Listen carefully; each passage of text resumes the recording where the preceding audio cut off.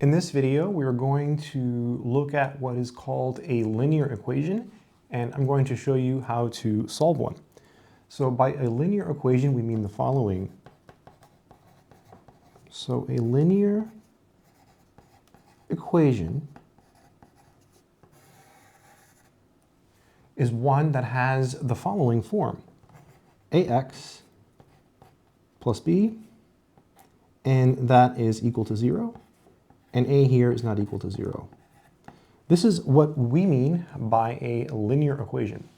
So let's do an example of solving one of these linear equations. So ex means example, solve, and let's look at 2x minus 6 equals 10.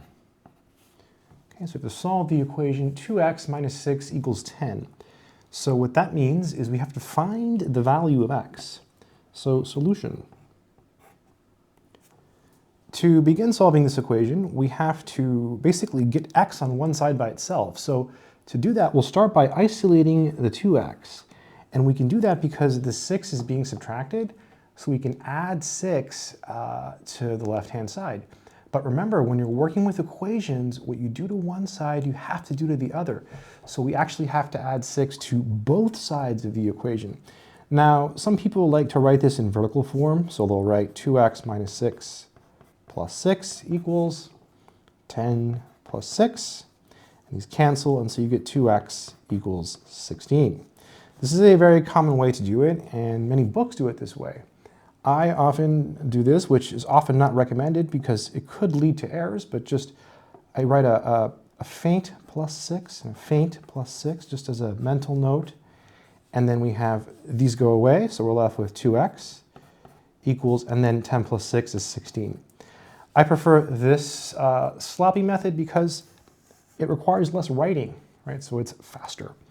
And then here, to find x, because it's being multiplied by 2, we have to do the opposite operation, which is division. So we divide both sides by 2. So we're just left with x on the left-hand side.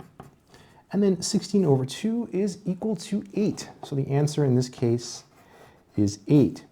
Now you could check your answer. In fact, I'm going to show you how you can do that in this video. So let's go ahead and do that next. So to check your answer, so I'm going to say check x equals 8.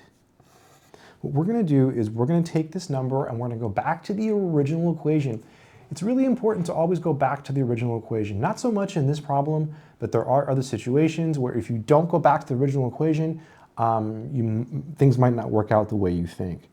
In particular, working with certain logarithmic equations or equations with square roots. If you don't know what that is yet, no worries. Okay, so to check x equals 8, we're going to take the 8 and put it where the x is. So this is 2 times 8 minus 6 equals 10.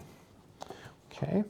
And then, so this is, there should be a question mark here. We don't know if this equation is true. 2 times 8 is 16, so we have 16 minus 6 equal to 10. And then 16 minus 6, well, that's 10. So 10 is equal to 10. Yes, this is true, so it checks. So 8 is indeed the solution to this linear equation. So kind of cool. Hopefully, now you understand what a linear equation is, and you've understood this piece of mathematics, which is absolutely awesome. Take care.